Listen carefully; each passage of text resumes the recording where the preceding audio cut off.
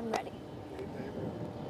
I'm getting ready to head out on the water on my fishing trip today with the president of the Canadian Collegiate Bass Anglers Group. And Matt, you've got a whole bunch of stuff here for us to check out. What are kind of the most important things that people should have in mind before they head out on a fishing trip? Now, first thing you want to do is you want to get out and you want to get your safety equipment. That's the most important thing before you get out on any body of water. You want to find out what the regulations are on it.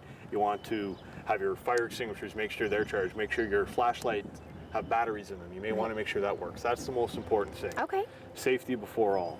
Next thing you want to do, speaking about those regulations, some of these lakes now that you may want to get out to have slot limits. And what those are is you can only keep fish that are a certain length. Okay, so that's why I need this. A ruler, absolutely. And is this a special ruler? Because it looks a little different. No, not at all, really. It has the bend at the end, and that's so you can put the nose of the fish right up to it. Okay. And pinch the tail down. Right. And that will give you the best length of what that fish is. Okay.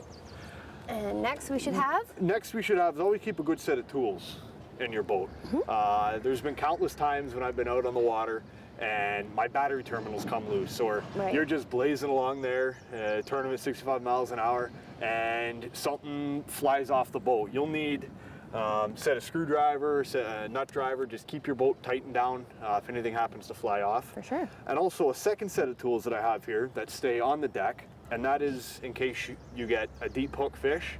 It's always best to get that hook out and get him in your live well. Right, just for the protection of the fish too. Absolutely, here. Right. A pair of bolt cutters. If you can't get that hook out by pulling it, cut your hook always. That's one thing I do. It saves the fish. It saves you a lot of time. Right. You don't get your jersey all nice and bloody. Never want that to happen. Yeah, absolutely. And a good set of line cutters. You're going to be cutting line all day. Every time you catch a fish, you want to cut and retie. Right. Okay. Moving on from that. So going out to some of the weather things, much like a day like today, you need a good rain suit. Always keep that in your boat.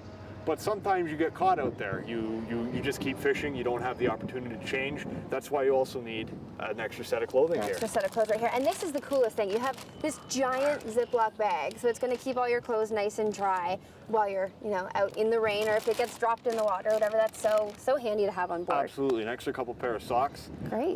And now just other little things like the ownership and the insurance to your boat. Sure. Extra fuses. I keep this up in my glove box with me. At all times, whenever the police stop you, pretty handy when you have everything right there for them. And I know you had one more thing in your glove box that you said you would never go on the water without. And this has changed the way that I fish now.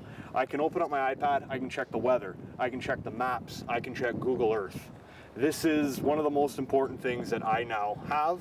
And you also have your camera in there, so the opportunity that you do catch a fish of a lifetime, you can capture that and put it on Facebook right away. There you go. All right, well, we're going to head out on the water now and try and catch that fish of a lifetime. We'll see you next time on Hamilton Life.